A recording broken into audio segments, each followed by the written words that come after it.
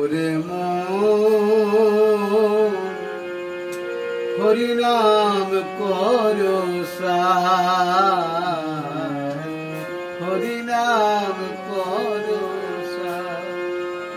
এ ভব সাগর হবে বালিকা হাতিয়া হরিনাম করো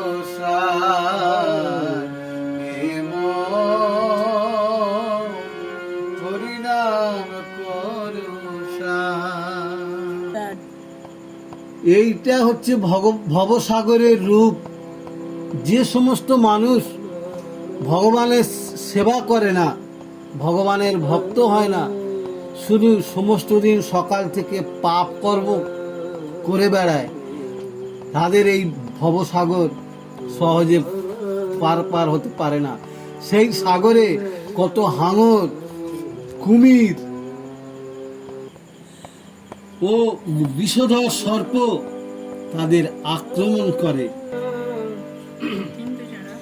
যারা ভগবান শ্রীকৃষ্ণের আশ্রিত হয়, সেই আশ্রিতদের ভগবান স্বয়ং পারাপার করে দেন। আর তখন এই ভবসাগর বালুচর হয়ে যায়, তখন মানুষ হাঁটিতে হাঁটিতে এই সাগর পারাপার হয়ে যায়। তাই আপনারা সবাই, তাহলে আপনারা যদি অনায়াসে ভবসাগর পার হতে চান, তাহলে এই ভগবানের চরণাশ্রিত করুন।